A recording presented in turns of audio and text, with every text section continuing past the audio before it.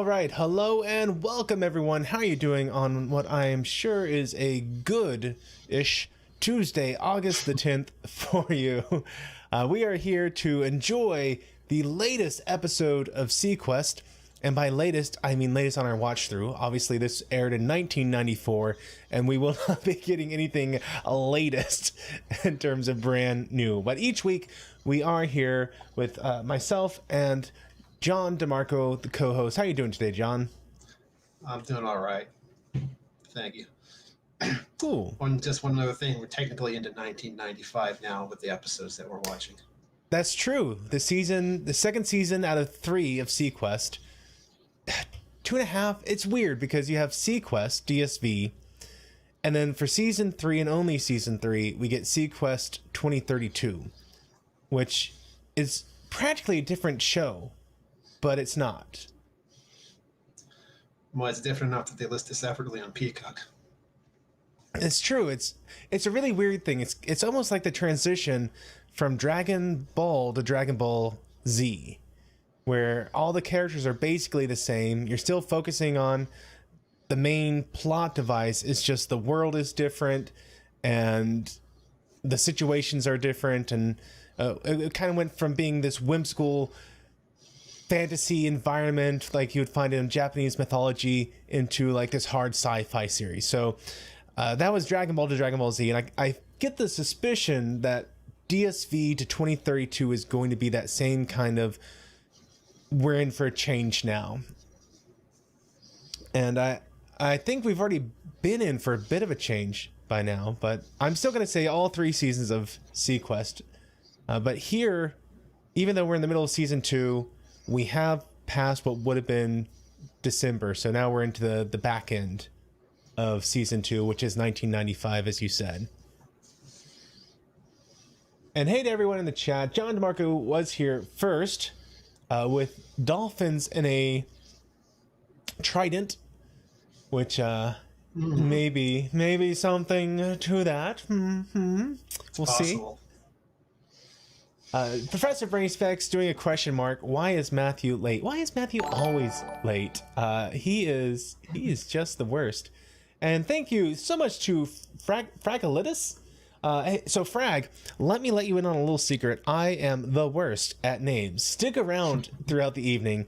I will get almost every name wrong. And it's not that I'm trying to be pretentious, except by calling Lewis, excuse me. See, I can't even get my own jokes right, except by calling Lucas Lewis. It's just I'm naturally very, very bad at names. So I do apologize if I said your name incorrectly. And hey to Cinnabon Bunny, how you doing tonight?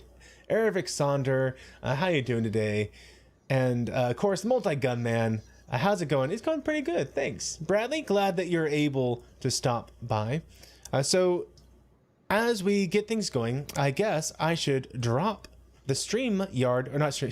See, me and names. I should drop the screening room. You'd think like I was like half in bed or something, but I'm not. I'm just a little over half idiot.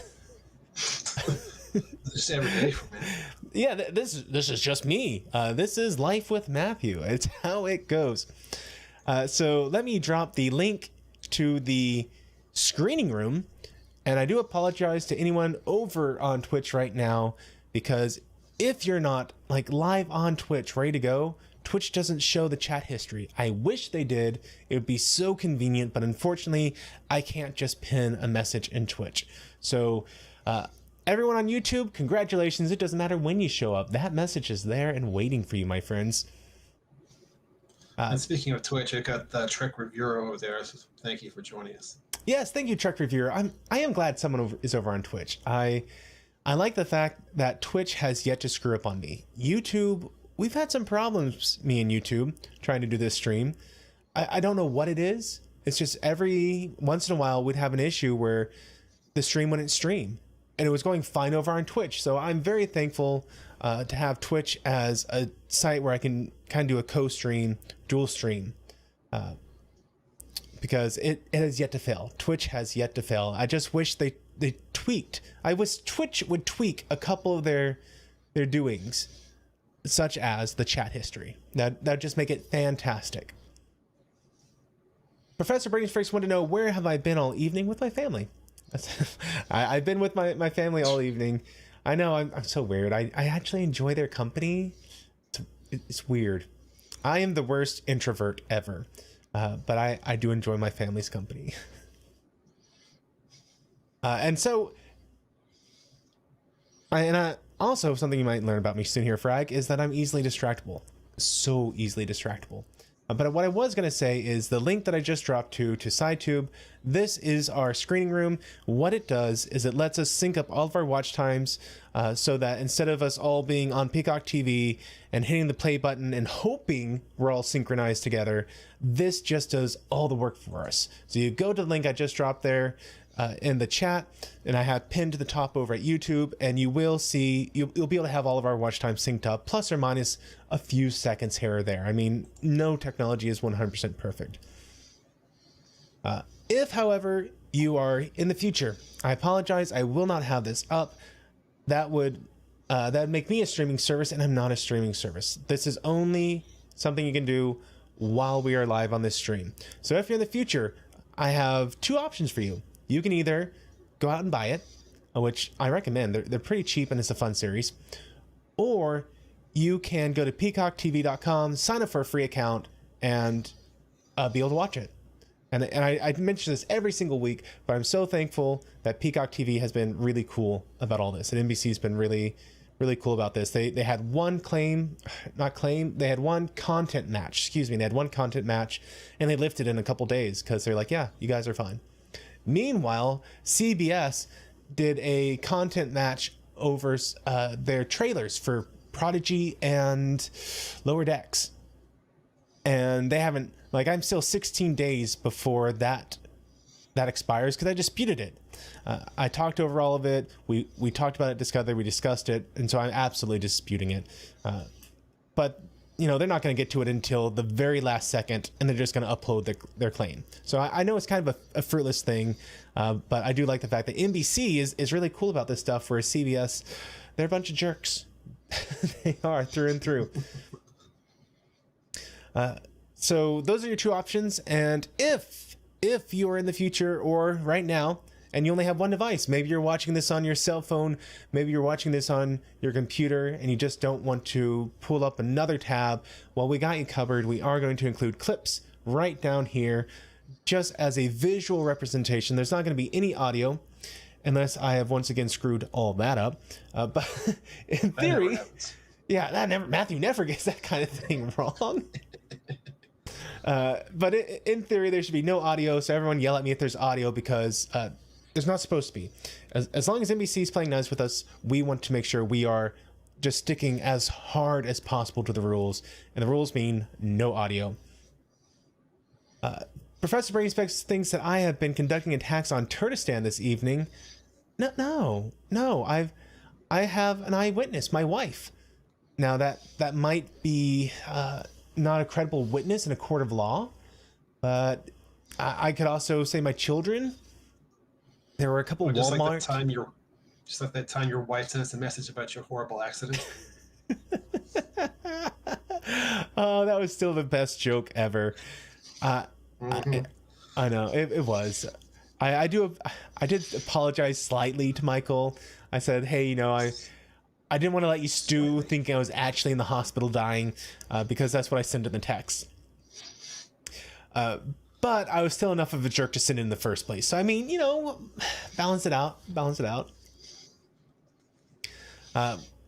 One last housekeeping thing, and then we're going to get started here. Or actually two. First of all, my predictions, which I said first of all, but I'm going to make it second. So I did make some predictions about this episode for last week based just on the title name. But second of all, which I'm going to say first of all, is you will see at some point undoubtedly that Streamlabs throws in a link and talks about the charity I'm doing. If you guys are willing, please check it out. I'm doing a hotter than hell 100-mile bike endurance ride in 18 days.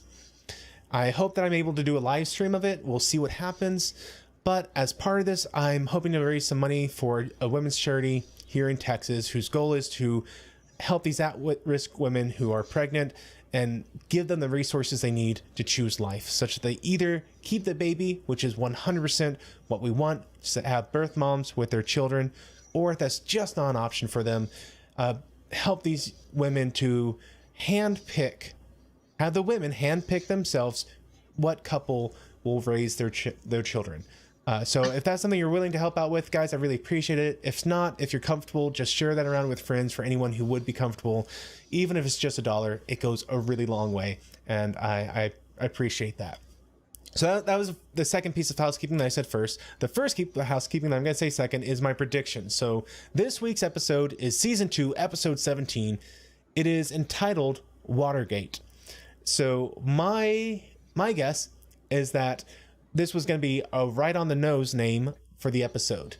That this was going to be some sort of conspiracy episode. Piccolo would be involved with the conspiracy somehow. Maybe he was going to overhear this, or he'd be in the water, like recording some dolphin sounds with Darwin, and he would accidentally record some general, and we'd have this big Watergate moment.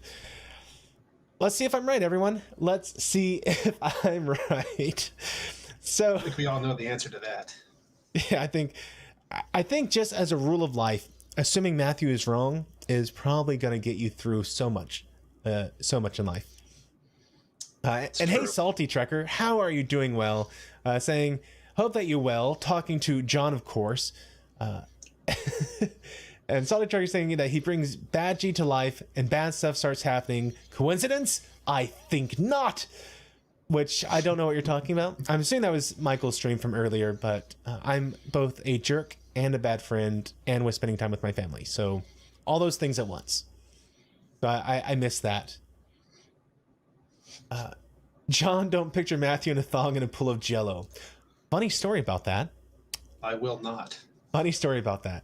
My oldest brother, he worked at Luby's, and he was one of those male cheerleaders, and he did a skit in which he got about 50 gallons of jello, I think it was, put it in the Luby's refrigerator, and then took it to school once it was nice and solidified, and indeed wrestled. Maybe in more than thong, maybe not. I'm not going to reveal on this stream. I don't think he'd like me to get too detailed about this on a public stream, as he is a pastor now. But yes, jello and articles of clothing that may or may not be thong-like run in my family. So John, try not to think about that picture.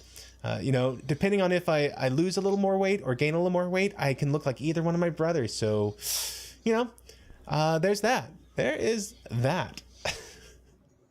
So we are gonna, yeah, you never know what you're gonna get with a Life with Matthew stream, but it's probably never going to be anything good. It's probably not. But what will be good is SeaQuest. SeaQuest is always something worth checking out. So hopefully you have made it over to the SciTube/r/LifeWithMatthew. You're ready to watch this because this is an episode of SeaQuest, and we'll see how it goes. So I'm going to give a quick 5 countdown. So if you're in the future and you're trying to sync up when to hit that play button, you got a starting point. So here we go. 5, 4, 3, 2, 1. Hit that play button, everyone. And we are going to get going. And please do let me know if there's any audio going out, because there really, really shouldn't be. I think I got it all worked out at this point. But I am going to babble just for a minute and make sure that if it is, hopefully I'm going over anything that's being sent out. And then, yes, I skipped your comment about charity work. It's because I'm a bad streamer. It was, true.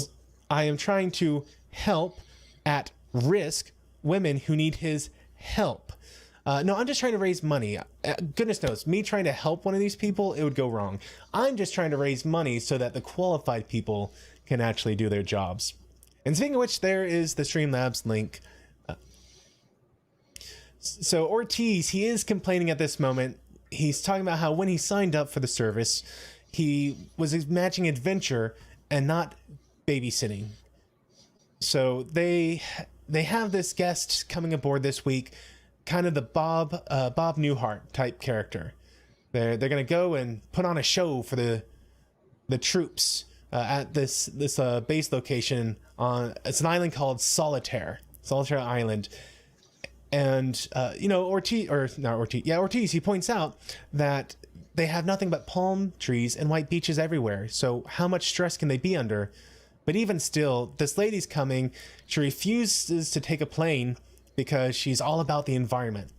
So she's worried that planes would kill birds. So you can't take a plane. Gotta take a sub because, screw the fish. It doesn't matter what sort of pollutants we put in the water.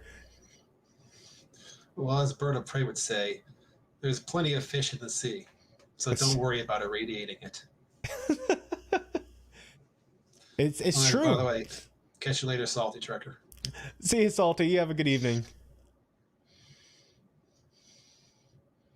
So there's something wrong about this island. They're talking about it's just too heavy, and as a result, it is pushing down on the Earth superstructure, as they're calling it, and it's creating issues. So the goal of the SeaQuest for this episode is to burrow into this mountain, underwater mountain.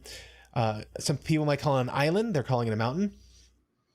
And then once they've made that initial borehole, over the next decade, other people are going to come out and hollow it out, excavate the mountain, which I hear that. I'm like, wouldn't that cause stability issues? I'm no geologist. I don't know. I need to acquiesce to the SeaQuest members on this one. I mean, it's 2019. Obviously, they know what they're talking about. Yeah. Science has been proven to be indisputable. And if you try to dispute it, there are a team of highly qualified scientists working for our social media companies who fact-checked everything. It is certainly not some 20-year-old punk on a power trip. That would be indefensible. No, these are highly, highly qualified personnel. Yes, Professor, I am like Bird of Prey 5. We're both Kurogan, and we both skip the chat. I do try to go back and actually read them. Emphasis on the try. Like Bradley Briggs, I skipped his, saying video of this story may or may not exist. Oh, it 100% exists. Oh, it exists. In fact, for one of the Christmases for my brothers and sister, I made these where I took all the VHS tapes of family videos and put them on DVDs, and it's on one of these right here. And when Ortiz sees their guest, he's suddenly not so bothered by having to escort her to a concert. Yeah, something about a lady in a midriff really changes his attitude. Yeah, go figure. And he points out that, he very, very recently became a fan of hers. True, about 30 seconds ago. Exactly. And he's trying to name a song of hers. He's like, I can't think of it. It's like watching me try to remember anyone's name from Star Trek or SeaQuest. And he's talking about how this song about two strangers who meet and they fall in love. And she goes, oh, you mean Sleepless Nights? He goes, yeah, that's it. And he goes, that's not mine. He goes, well, I tried.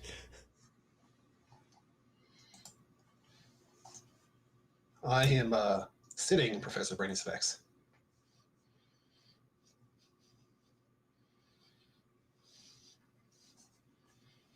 They're claiming at this point, they're looking at all the data, and they're saying that this island is hollow. In fact, it's not a volcanic island at all. It's a man-made island, but it makes no sense. And they say, well, look at it. If we look and we strip away everything except a pyramid shape, there's a pyramid shape in here. Wow. Did you know that if you took a mountain like Everest and stripped away everything except a pyramid shape, you would have a pyramid inlaid inside a mountain? This is this is blowing my mind right now. And Bradley Briggs, it changes most men's attitude, if we're being honest. It's true. Yeah. it's true when a young man or any man, he listens to an ideas of a lady and he says, these are the dumbest ideas I've ever heard in my life. I can't stand her. And then he sees her and he sees that she's a pretty lady. It's amazing how often our views of such individuals soften, perhaps even becomes positive over time. Even 30 seconds. Just like, boom, done. Brainy Specs is claiming he has found a fun way to listen to me. I am curious and extremely intimidated.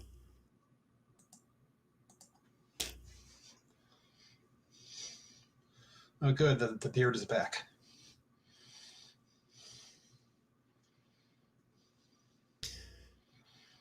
And, Richard's pointing out that this is preposterous. There's no way this could happen. I mean, it's the size of Manhattan. And Lewis responds, it's the size of Ohio.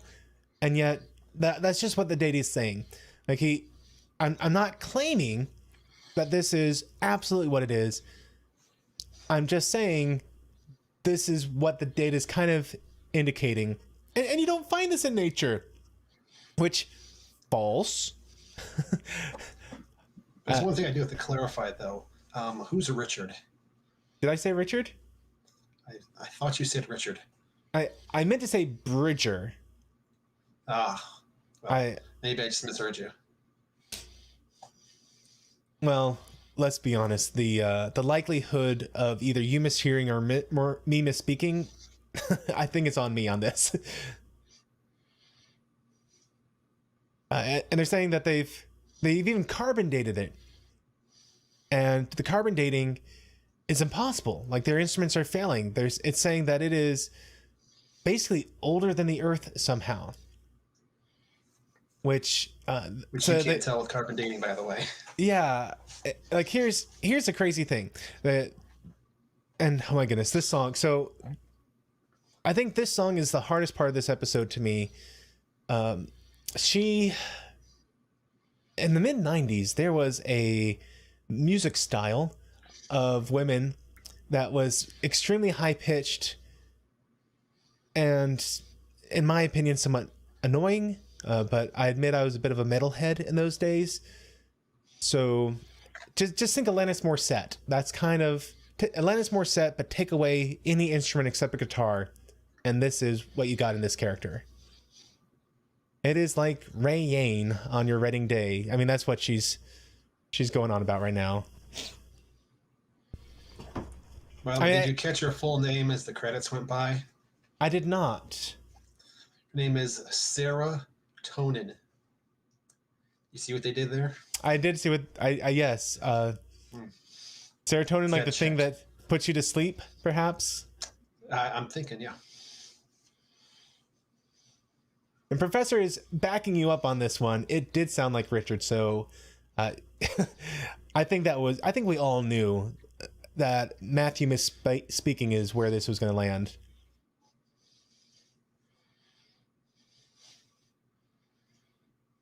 And Ortiz, he's just so amazing. Or not Ortiz is amazing. Ortiz is so amazed at how amazing serotonin, Miss Tonin is. The cringe is real, yes. Oh, yeah. But he's like, hey, did you make this up on the spot? She goes, no, it's just, it just came to me. In fact, I think this is why I came to SeaQuest. It's like something was calling me into the ocean, and now this song is just bubbling out of me. Yes, I agree, Eric. Ortiz is a lot more amazing than this girl is as a singer. Yes.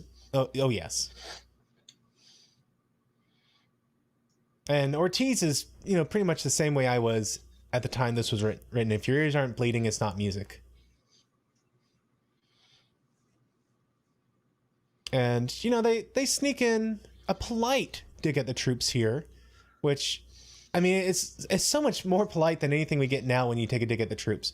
But she talks about how she wishes we didn't need soldiers, which is a fair enough wish. Who doesn't wish that we can have world peace?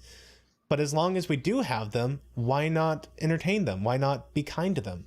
So you know, it was a slight jab, but it was so respectful. It was quite refreshing. Mm-hmm. And Ortiz, he asked, "Did you really marry a tree?" Because there's a rumor going around that last year she married a tree because she's that much of a hippie. And she says, "No, it was just a one-night stand." But And then we get Bridger and Ford taking a shower with, you know, just the partition barely covering up their junk. Yes, it looks exactly like Bridger and Ford. Oh, no, my mistake. We'd never show two guys showering in a TV show. We show Hitchcock and... Not Hitchcock. Wrong season, Matthew. Strike two. We show Henderson. We show Henderson and Belana Troy showering off. Close enough. And they're going... Henderson just can't stand Miss Tonin. And it's kind of weird, and you know, Belana calls her out on this, saying, "You're not normally like this. Why are you trash talking Sarah so bad here?" And she's claiming she's not. It's just she's not a fan. She can't stand the style of music. But you know, Henderson, she's definitely got some issues, and I can't help but wonder at this point if maybe she always had those dreams of being a rock star or a pop star. And maybe she's a little jealous that here's this lady who has everything she wanted. Well, we don't know, but you know, that's kind of what I'm thinking at this point.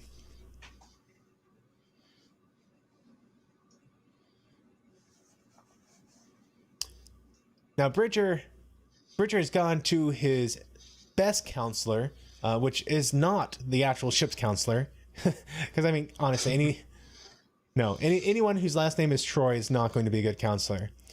Nope.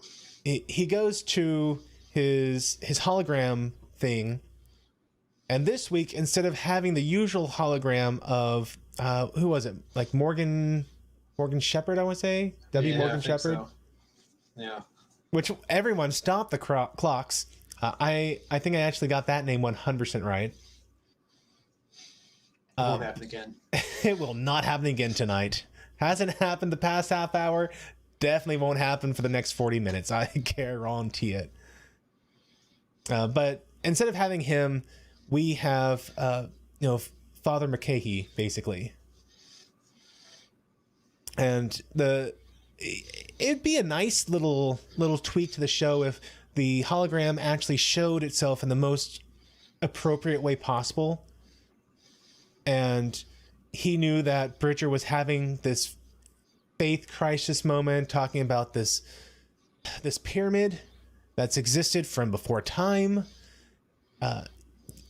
impossible to have been built by human hands. And so he's saying, you know, where does faith land with you? And Bridger admits that he is a man of faith, though his faith is mainly the faith of science. And, you know, I actually mentioned in a test one day in college, they said, you know, what is a measurement's precision? And I said, well, it's how much faith you have in the accuracy of whatever tool you're measuring. And my professor actually marked it wrong. She's like, you're right, but I don't like that you use the word faith in the sentence. So at least Bridger is recognizing that there is an element of faith even within science, an element of, hey, I gotta go off some assumptions. There's zero way for me to prove it, but I think there is enough ancillary evidence such that I am going to believe in this despite there being, you know, no proof. And Professor Brainy Specs has a theory that the WGC is inside that pyramid. I wonder if he's right. You know, you really have to wonder about what the Watergate's going to be in all this. Now, Miss Tonin, she puts on a live rehearsal, and then at the end of it, she channels her inner demon, and you know, voice drops about 10 octaves, gets a nice you know gravel tone to it, and starts speaking in what looks to be Latin. You can't look to be Latin with the spoken language. What sounds to be Latin. and then passes Yes, out. it's a goal. Yeah, it's a goal that WGC is looking more likely. You know, her eyes did flash, just like a true. Goa'uld. And yes, however, it was a fantastic vocal range for her. Now, Dr. Counselor B'Elanna Troy is going to have kind of a stupid moment here. Like, she literally disconnects her brain. Who, despite seeing what just happened, despite seeing the fact that her eyes went white and then flashed fire, she's like, oh, wow, you know, I think you're overworked. You have an amazing range. You're an incredible baritone. And it's like, I'm sorry, did you miss everything that just happened?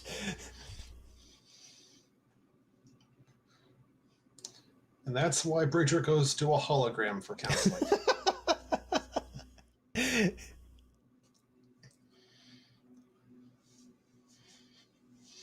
Now, I kind of glossed over this earlier, but this pyramid structure, they're trying to claim that the pyramid that exists within Solitaire Island has been there forever, and it's just that it's accumulated sediment on top of it.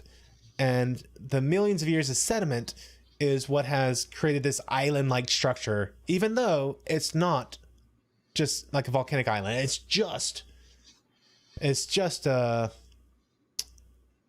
random sediment that's been deposited by the ocean. So when they carbon date their sample, what they should have been carbon dating is the sediment. If they actually made it down to the pyramid layer, they would have realized there was a giant uniform pyramid underneath the mountain. So they should have had a carbon dating of just like the age of the sediment. Meanwhile, O'Neill has identified the language as ancient Greek. Greek, that's it, not Latin. Like I was going to get that right. But whatever she said in Greek was talking about all that's ever been or ever will be, something, something, something, Neptune of the sea. And it just so turns out that Neptune was the Greek god of earthquakes, as well as the sea. And wouldn't you know it, there is seismological activity going on Solitaire Island. Yeah, a little problem there is the fact that the Greek god of earthquakes is Poseidon. Neptune's the Roman name. But they're going to do that a lot in this episode. Very true. Very true. And it's like I wrote this episode.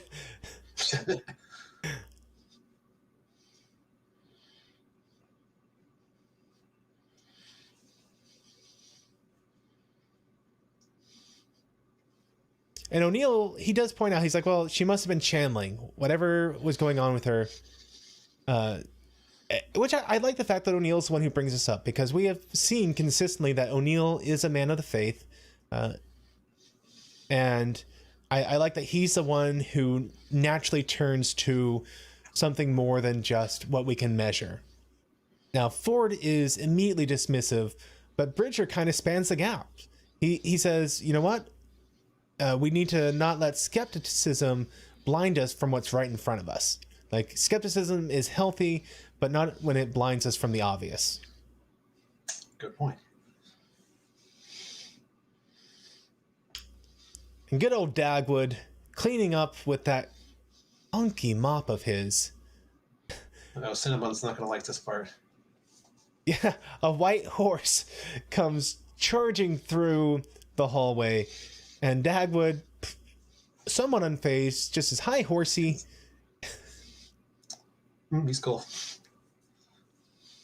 I mean, as far as Dagwood knows, that's a completely normal occurrence. Why wouldn't it happen?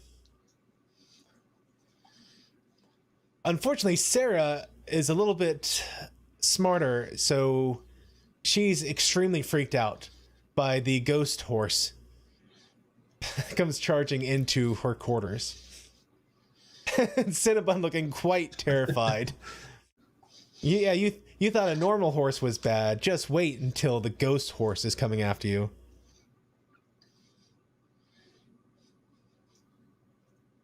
And then we get some creepy music, and someone is just pounding at the door of Piccolo and Lewis's door. And Piccolo's trying to get Lewis to go answer it, but Lewis, he's saying, you know, why can't you get it? Well, I'm a guest. Since when? You know, since forever. And he goes, well, fish and guests both stink after 3 days, so you go get it. Which I think was a bit of a dig at, you know, him having gills.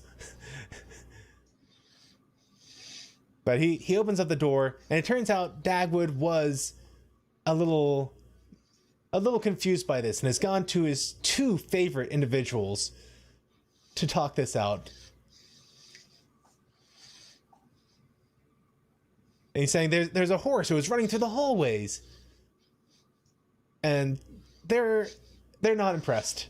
They're like, SeaQuest doesn't have a horse, and Dagwood goes, well, it has a dolphin, which fair rebuttal. And of course, we could then classic dialogue. Yeah. Well, a horse is a horse. Of course. Of course. And he's like, well, you know, does he have a jockey? And maybe I want to put down a bet. But then they actually hear the whinnying, and the Three Stooges run off into the hallway to check this out. And I love this moment because, one, this trio is just hilarious. I love their dynamic, their on-screen personas. But two, you see Lewis, and he's doing this hopping dance thing, and you realize that he is in pain walking on the grating.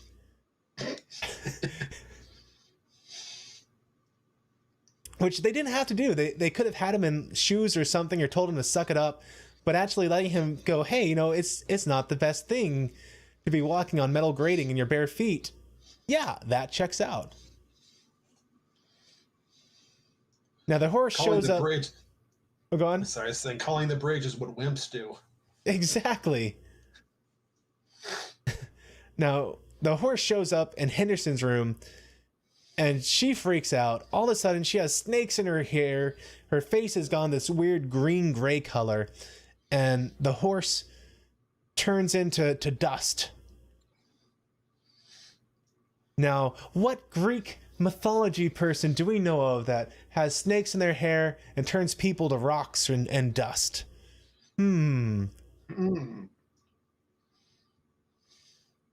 But there's some sort of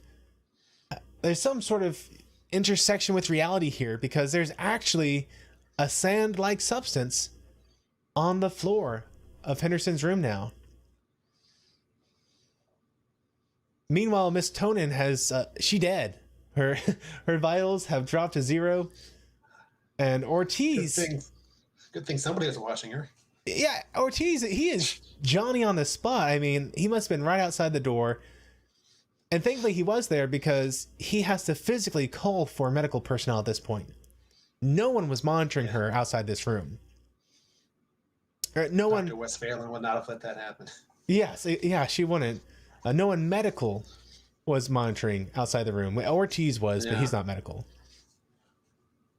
But we get some nice sky shots, and all the more impressive when you remember that each of these shots that you have of aerial landscapes had to be done with helicopters, because they didn't have drones back then. But we see other things not so lovely. We see JFK. We see Gandhi, that sleazebag. Gandhi was the worst. People just remember his passive resistance stuff. No, Gandhi was the worst. When you look up the things he did, he was a despicable, vile man. But it continues to go just... Matthew. Oh, no. He was a complete pedophile. Gandhi was scum. Like, you look him up, and if he had not done his passive resistance stuff, the history would have remembered him as just the worst. You know, maybe a couple steps below Hitler, but that's a pretty low bar.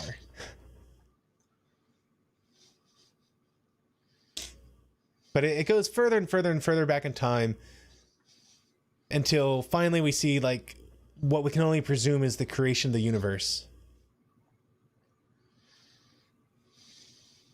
And Professor, that is a great question. What kind of boat is Richard running here anyway? I wondered about that. I guess I have inadvertently made another name for one of these characters that is not their name. We now have Richard. Josh is wondering, someone we know that can turn things to stone. Good thing I have the part of the screen with Life with Matthew covered, so I'm safe. I'm not the one turning people to stone. Henderson is. We've got this big 3-pointed spear. If only there was a name for that. Yeah. A trident? Something like that. A sandent? I don't know. But he's got quite the scowl on his face as he looks at Sarah down there. Yeah, sea fork, that's it. A sea fork, yes. And we're still waiting for Nixon, Thomas. Be here any minute. Was Nixon up on the screen? Not yet. It's going to have to be soon, though.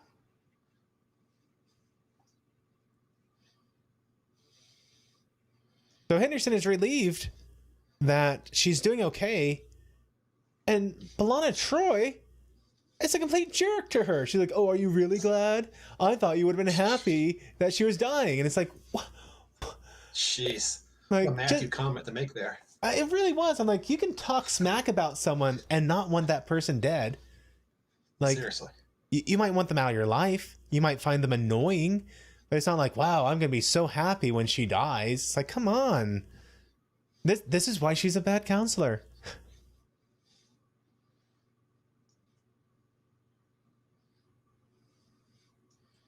So Henderson says she does need some rest, and Ortiz gets volunteered, I should say, to walk her back.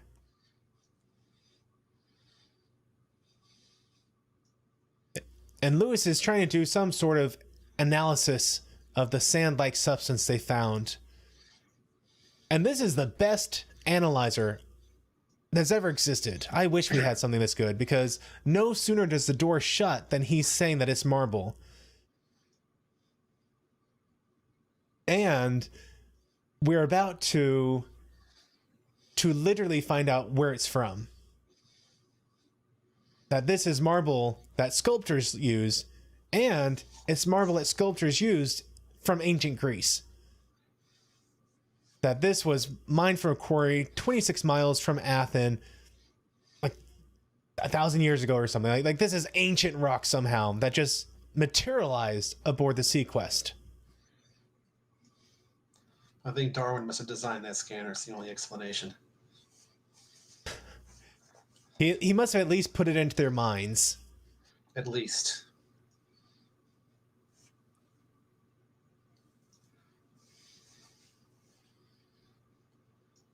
And Bridger's scared is saying that even he's scared at this point. Like, this is weird. And, I'm not sure if I'd say scared, but this is something really weird at this point. You've gone from horse hallucinations and this weird Greek-speaking lady to actually materializing a physical substance from ancient Greece.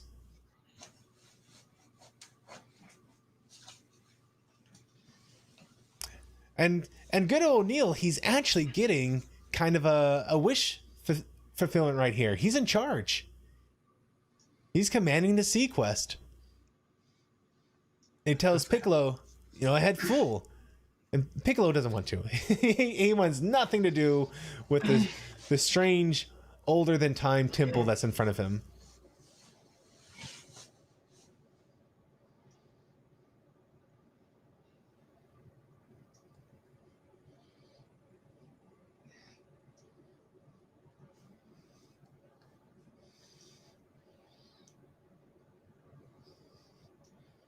Did Vertebrae 5 and Matthew write this episode?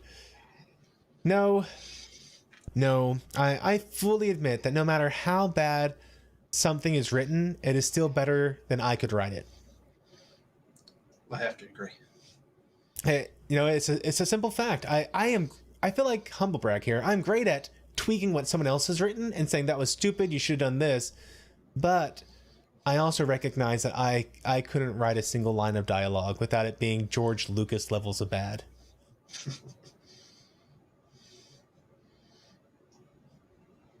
Now, Henderson is really grilling Ortiz here. She's like, hey, Sarah, is she prettier than me? And Ortiz is like, what? I'm not comfortable with this question.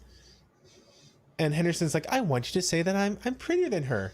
He's like, yes, okay, fine, you're gorgeous. And he's like, no, say that I'm prettier. He goes, this is stupid. I'm not comfortable with this. We're co-workers. This isn't appropriate. But fine, okay, you're prettier. And then Henderson invites him in. I'm calling the doctor B'Elanna Troy, but I mean, we really got a Troy moment here of trying to get all the guys inside her cabin. But Ortiz, he wants nothing to do with it. He's like, no, I'm not okay with this. I'm not comfortable. I didn't give you permission to kiss me. You need to back off. Yes, you just got me too, Henderson. He did. Or she did. By him. Indeed. Josh is saying, I forgot Matthew wrote most of the episodes of Discovery. Okay, maybe I'm not that bad of a writer, but it gets close. Instead of us saying that all the characters would have multiple names if I wrote it. Yeah, they'd be like, wait, who's Richard? Where did Richard come from? It's like, why do we have a Captain Richard? I'd be like, oh, sorry, I meant Bridger at that point. You spend the first half of every episode trying to figure out, okay, who's what name this week? And I think this goes beyond simple typos. He didn't just call, Geordi, George. He called him Billy. Who's Billy?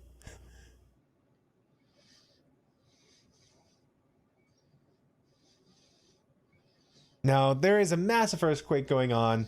The UAO is having to evacuate Solitaire. And we see the actual rocks falling away. And here's the pyramid. A Greek statue, pillars. It kind of looks like the famous Greek building. What do they call it? It has a bunch of white pillars all around it. It's very much not a pyramid shape. You mean the Parthenon, perhaps? That's it. I wanted to say Pantheon. I'm like, nope, Pantheon is not the word, Matthew. Pantheon is a collection of deities. Keep trying. But it definitely doesn't look pyramid shaped. Now, to be fair, if I had a pyramid the size of Ohio, maybe if I was close to it, there would be some very flat looking surfaces. And it was only once I zoomed out enough, I'd see the slope, but I don't know. Unfortunately, as this door opens, which if you didn't see it, has like a human face on it, all the water's rushing in and SeaQuest gets pulled inside of it.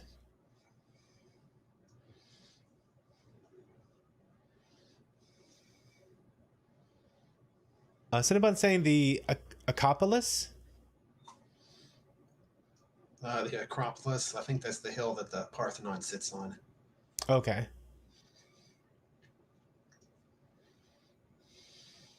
I enjoy the Greek myths a bit, but I admittedly do not know Greek geography. I barely know U.S. geography. If it weren't for Texas, I wouldn't know any geography. But I at least got Texas down.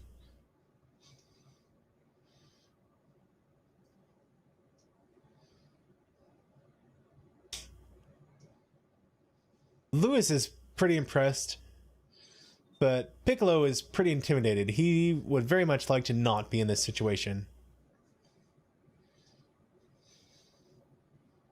Now O'Neill is just gonna say a prayer at this point, and Ford and Jim want him to say one for them also, which, way to wuss out, you two.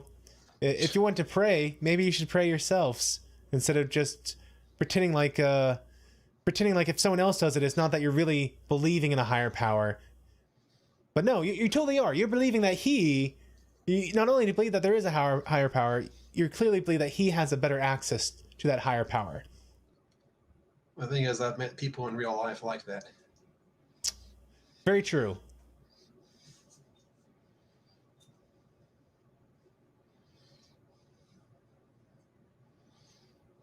We get a great playing flute at this point. We pan up and we see, who is it but a giant statue of serotonin. Which, again, shenanigans. I think that there'd be some more lichen, some sediment, something. Magic.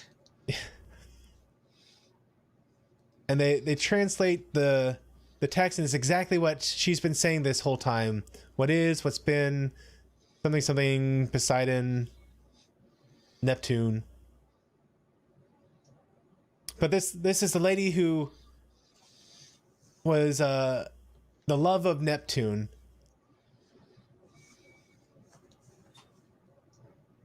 And it's Minerva. So, keep Minerva's tomb undisturbed for all eternity.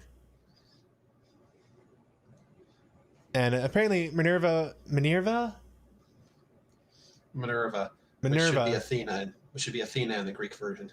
Okay. So Minerva they're saying was kind of a... Were they trying to claim that she was the jilted lover? I think they're saying that Neptune... I think Medusa was the jilted lover. Yeah, Neptune was in love with Minerva, and Medusa was jealous, ended up getting cursed by Neptune, is what they're saying. Something like that.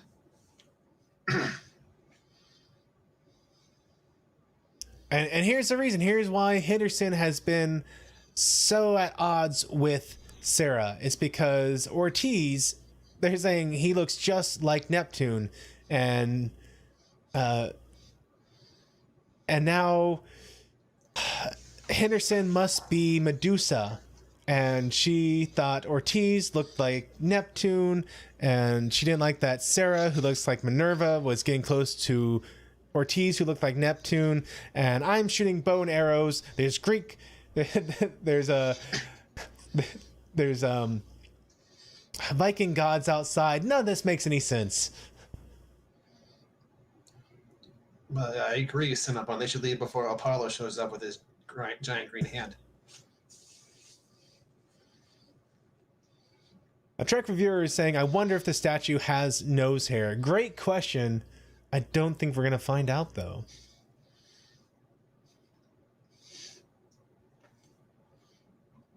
But they've pissed off Neptune.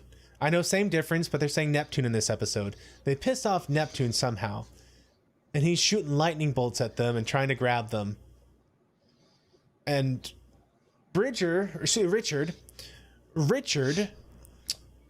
wants to shoot the statue of Minerva. Yeah. So he's saying, get the barrage ready. We're going to be doing this. Trek reviewer wants to know, why does Sarah have access to the bridge? Great question. Okay. Because she's really Minerva, apparently.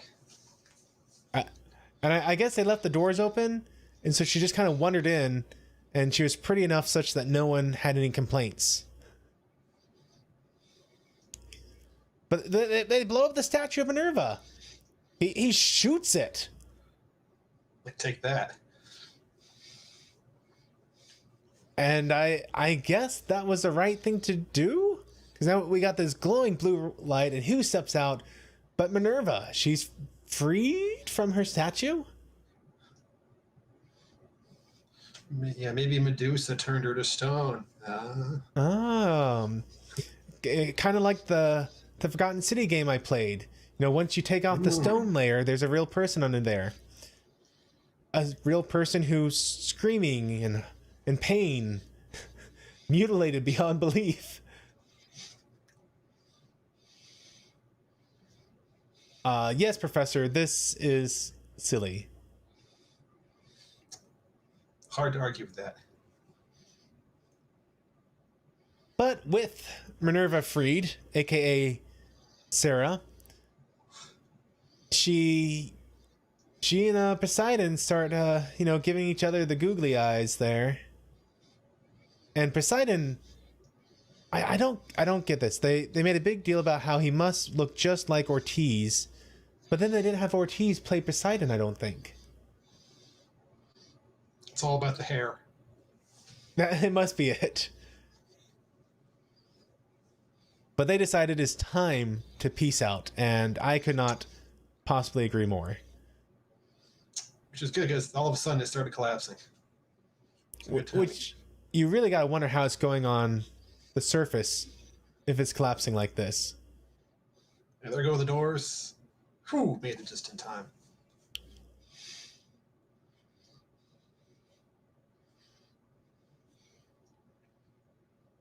So I guess Neptune and Minerva are forever within that temple.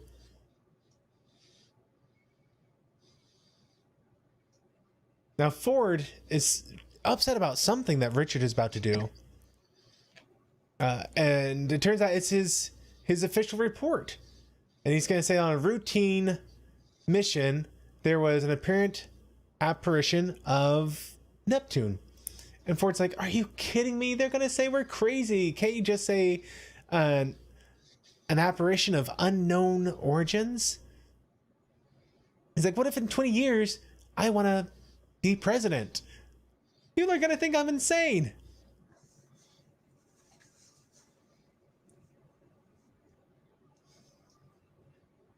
Now, where was her giant loot, Ervik wants to know. Maybe it got destroyed by a torpedo. They set the charge a little bit too high.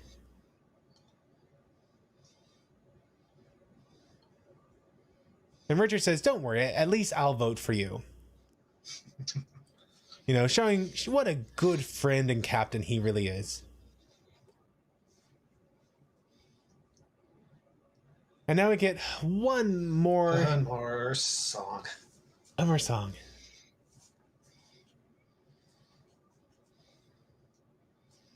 And I've tried so hard to understand what these lyrics are. And I can't figure it out.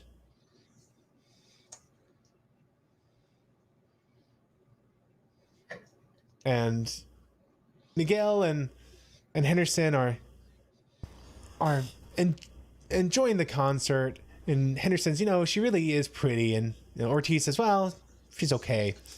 And she thanks him, and he gives her a friendly little kiss on the forehead.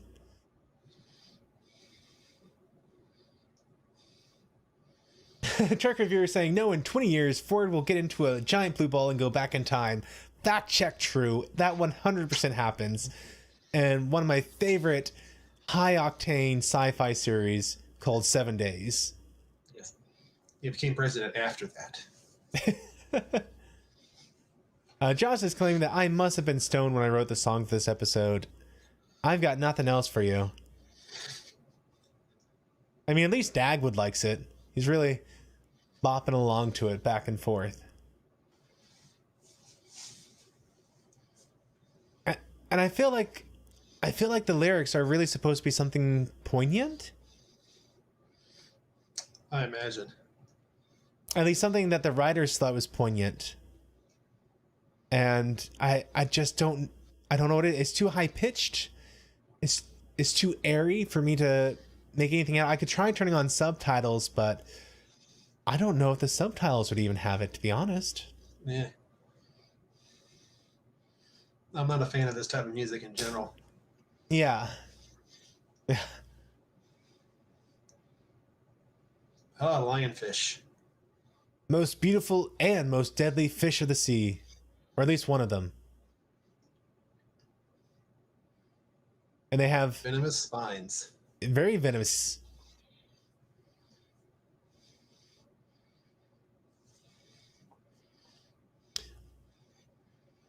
And they're apparently popular in a lot of saltwater aquariums, which, why? I don't think I'd want a fish that could kill me during routine cleaning. Oh, it worked for Picard.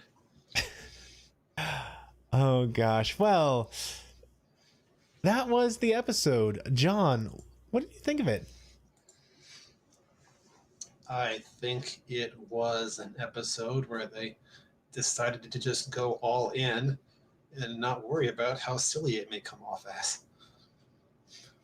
And there was no Darwin, which is another negative for the episode.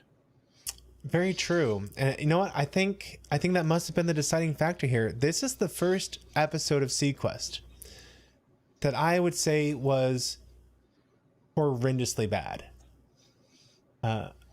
It's a combination of things. The singing certainly didn't help things. Lack of Darwin, well, for me, that was kind of a plus, but I understand why that might be a negative for other people. But the writing of it was just so bad in this episode. I've watched it several times now, and I really don't understand it. I don't get where Neptune come from and how Richard knew to shoot Minerva's statue. The connection of Ortiz being Neptune, Sarah being Minerva, and Henderson being Medusa. Like, it made no sense whatsoever. Like, it makes sense if, like, Henderson had been possessed by Medusa, and Sarah happened to look like Minerva, and that's what brought Neptune's attention. So maybe Neptune possesses Ortiz, and Medusa possesses Henderson, but just having the way they wrote it is like, oh, Medusa must have thought that you looked like Neptune. Like, where? Was it the hair? Like John said, it must have been the curly hair. That's the only thing I could think of. And yes, Professor, I'll say it was a hot mess this episode. If I was in the future watching it, I would skip this episode. It's the first episode where I go, there's literally nothing in here that makes me go, wow, I really want to watch this again. And every episode up till now had something enjoyable to it. I had some deep character interaction where I went, well, the episode was kind of dumb, but I really love seeing Richard and Lewis's relationship developed. I love seeing Richard and Dr. Westphalen grow closer. The trio of Piccolo and Dagwood and Lewis is so fun to see. This episode had that, but that in itself, unfortunately, it wasn't enough to save the episode for me. I hate saying that, but it was the first one where it failed a little bit. Yeah, there's not a whole lot I can say in defense of this one. Like I said, I think the best defense of this episode was the Three Stooges moment with Piccolo, Dagwood, and Lewis. It was short. That's probably the best part. But the dialogue is quippy. Piccolo is funny. Dagwood is his usual lovable self. I guess one of the things that was kind of odd is it made sense why Henderson wasn't acting normally, if you accept the premise that made no sense. So I mean, I'm working with the episode here. Understanding that Henderson was jealous because Ortiz looked like Neptune and Sarah was whatever. Accepting that premise, it made sense that Henderson was acting abnormal. B'Elanna Troy, it made no sense why she was really abnormal in this episode. Like, just laying into Henderson for some reason. And Trek Reviewer is saying that he has 7 days on DVD. Very cool. I wish they re-released it at slightly higher quality.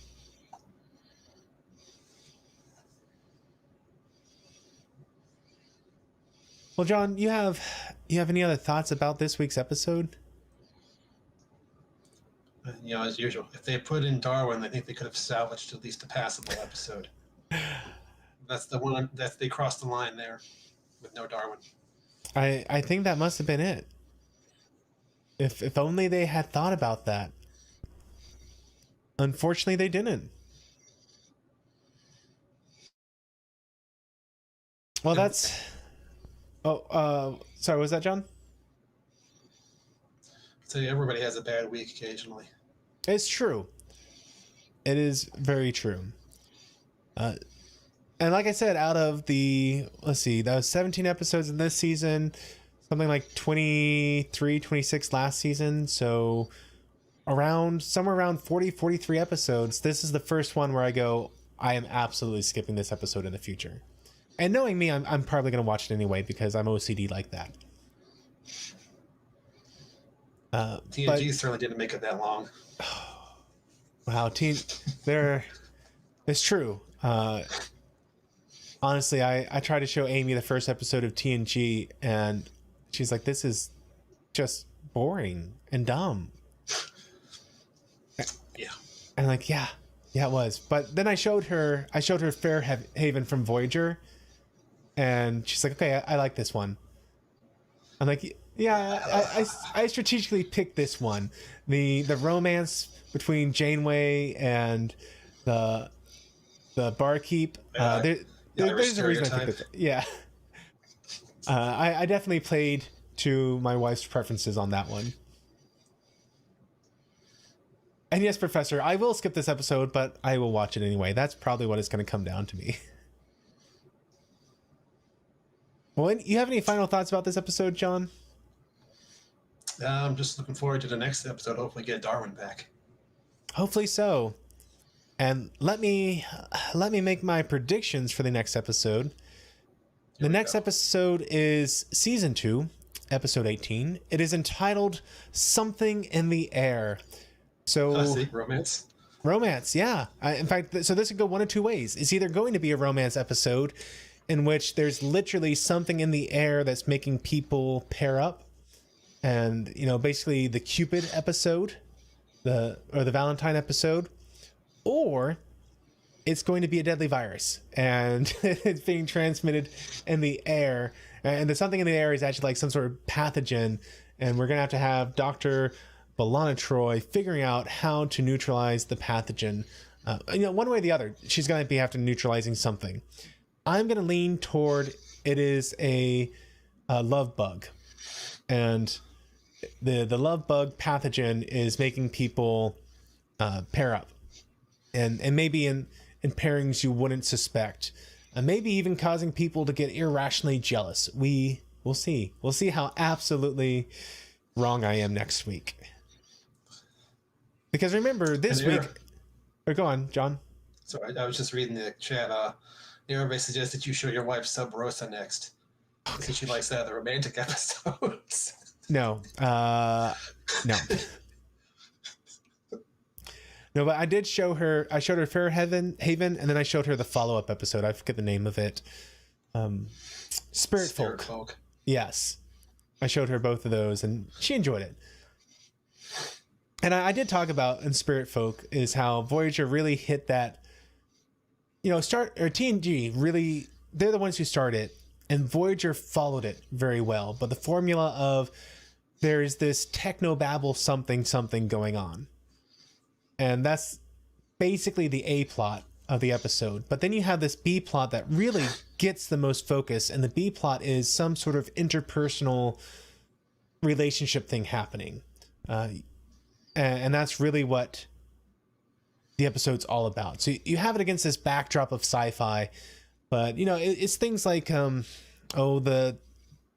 planet where you had the slaves who were addicted to drugs, and then the other people who are the dealers who lived in, basically bliss because they use the other people as slaves. Or even the episode where Geordi, he got bit by the insect or something. He got infected by something and started to turn into that ultraviolet blacklight version of himself, the veins that popped out. I mean, even that, like that was we got to figure out this disease that's infecting Geordi, and we got to figure out how to get him back to himself.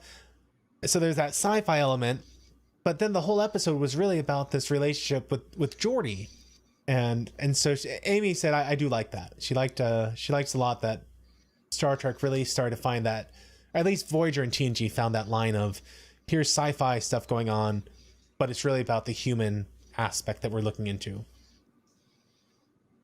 I wonder what you think about DS9. DS9 is such an interesting one. they don't really lean on the sci-fi concepts as much as the other ones. They do need to do sometimes, but a lot more personal stories.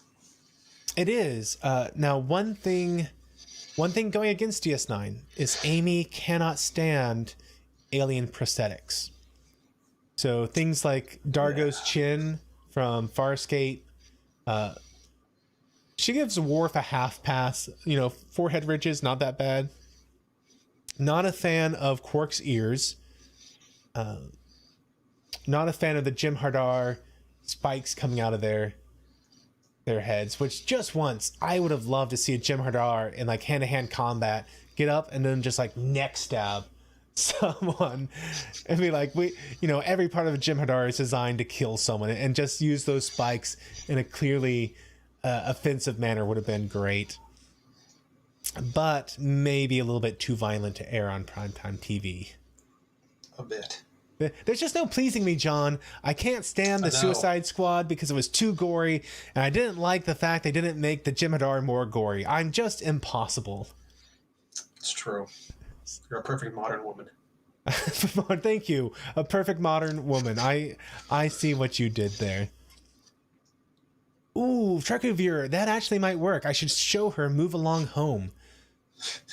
You know what? She might actually enjoy it. I enjoy Move Along Home. I do. I enjoy it. I even enjoy it unironically. I think it is not nearly as bad as people make it out to be. I'm not saying it's the best DS9 episode ever, but I am saying it is a fun comedic romp through DS9. I've definitely seen worse, especially recently. Oh, in Trek or in DS9? Well, Trek, I mean, in general. So it's Legion is better than Discovery. Yes, and in fact, speaking of Trek, is it tomorrow night / Thursday morning that we get the new episode of Lower Decks? I believe so. And tonight / tomorrow morning is the first episode of What If. Oh, I forgot about that. I'll watch it. I wasn't too looking forward to the series, but I'll at least give it a try.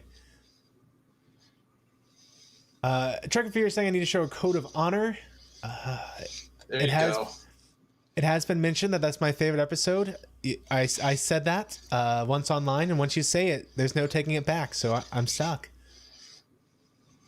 And Professor Brainy Specs is saying that next week is COVID. It may be. Wear those masks. Wear the mask because vaccines said nothing. Who knew? That's what the CDC is saying right now. Josh is saying that my wife doesn't like Quark's lobes. Okay, so honestly, that was the weirdest thing to me throughout all of TNG and DS9. And they touched a little bit on Voyager with the False Prophets episode, but they are literally saying the Ferengis have a sexual experience whenever their lobes are touched. And yet over and over and over again, we focus on the Ferengis' lobes being caressed and stroked. And it's like, I can't believe they got away with this. Like, the censors must have really not been paying attention. Like, oh, hey, we get that this is supposed to be an allegory for a sexual act. And, whatever. Go for it. It's just prosthetics after all. Yeah. Next time I'm doing my RPing night, I should dress up like a Ferengi. Josh, that would be hilarious, but I don't even begin to have the ability to pull off that kind of cosplay. Me pulling off an Indiana Jones look with a fedora is really pushing the limits of my abilities. Well, guys, we will wrap it up there. I do hope that even though it was a strange episode, I hope that you enjoyed hanging out with us as we poked some gentle fun at this week's episode. I am very much looking forward to the next week's episode of SeaQuest, and I hope that tomorrow morning I'm going to be doing an early stream of a bike ride. We will see. We'll see if I'm able to pull it off. We'll see if it all falls apart, but we will absolutely see. So until then, everyone, do take care, and we'll see you around next week. Good night. Thanks for watching this video. If you enjoyed it, please be sure to hit that like button and share it with your friends. If you haven't subscribed yet, I hope you will, and be sure to hit that bell icon to be notified of all the updates I do on this channel. If you want to support the work I'm doing here, then I hope you'll consider becoming one of my Patreons, where you'll get early access to all kinds of videos. And until the next time, may the Lord bless you and keep you. May he cause his face to shine upon you and be gracious to you. May the Lord lift up his countenance upon you and give you peace. Amen.